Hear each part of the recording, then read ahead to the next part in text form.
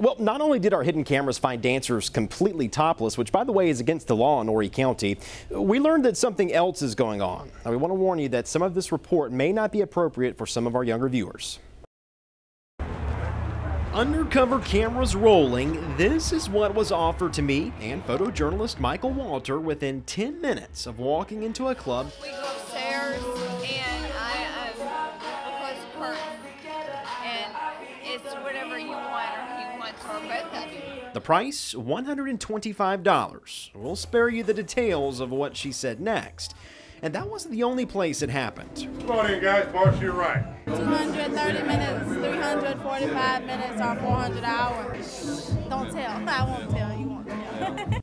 Would it surprise you that our lawmakers know this is happening? Horry County Councilman Bob Grabowski says a lot of people know what's going on. Sure. I mean, it's probably, it's the thing that goes along with that industry is the prostitution. And we legislate against it. There are laws against it. But they still find ways around it. I've seen just about everything. This dancer, who asked us not to show her face, says that and then some happens all the time. Things that I couldn't even mention on TV. I've seen just about everything. She contacted us after we aired the first part of our series, which explained why these clubs are allowed to be in such a popular part of Horry County, like this stretch of Highway 501. According to law, they're, the places where the girls are dancing around are the same as, some of the nightclubs that are at the top of some of the best hotels in town. What Councilman Grabowski is talking about is a zoning ordinance.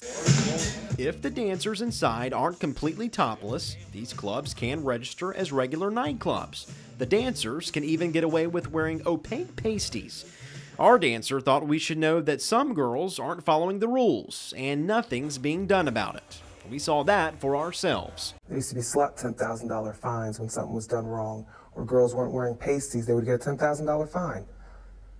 5 years, how come this isn't happening anymore now? Here's one reason Horry County spokesperson Lisa Borsier gave us. Back in 2004, there was a big effort to go into these night establishments. Again, we had our zoning administrator that went in with support of the police department that went in and did write a lot of zoning violations concerning this ordinance.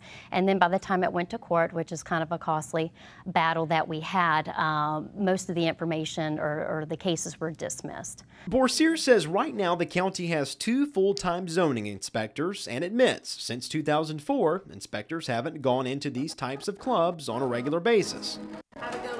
Horry County has over 3,000 ordinances on our books. And again, with staffing issues and levels, most of our work is based on priorities. She says right now making sure dancers wear pasties isn't one of them. We have tried numerous ways to try to get a hold of adult entertainment in Horry County, and it is tough and it is expensive. They do come with a lot of financial backing and lobbying when we do bring these issues up in court. They just keep it quiet.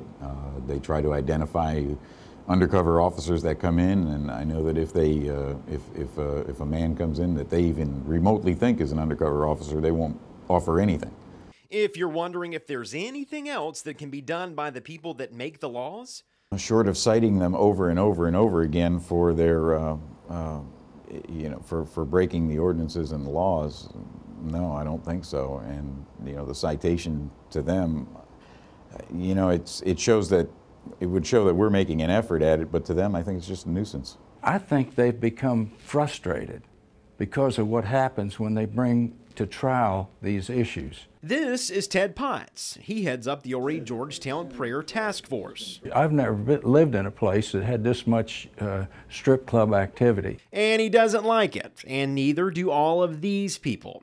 He's collected close to 1,000 signatures from people who want stricter laws for strip clubs, or at least the ones we have enforced.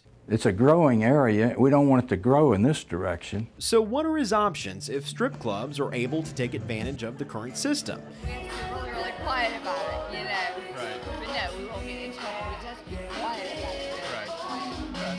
And you do what you want. We learned the clubs could be shut down. Clubs can be shut down by the state law of the public nuisance law. We asked Sergeant Robert Kegler with the Horry County Police Department what calls for a public nuisance. He told us anything from drugs to prostitution.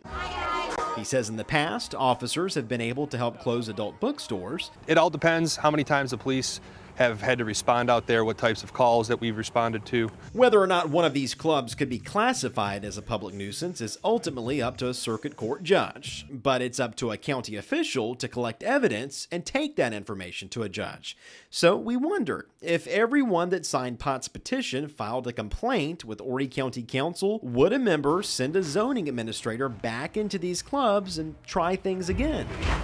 If it was a priority of staff and council and we were getting numerous complaints and people were going in and saying that women are not doing what they're supposed to, we would take a resource off and probably go in at nighttime and see what we can find out. So what happens if they collect enough evidence? Would they then take it to a judge? That would be a decision that would be up to our attorneys to see if that's enough evidence and they have enough of a case to actually win and go before a judge and ask that.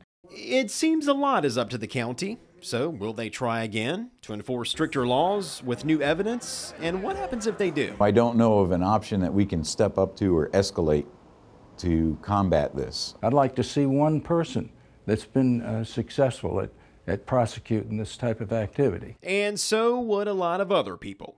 We're not going to give up. We're going to keep going until it happens. So we know prostitution is alive in these clubs, and we checked with the Horry County Police Department to see how many incident reports have been made since 2007. Only 6.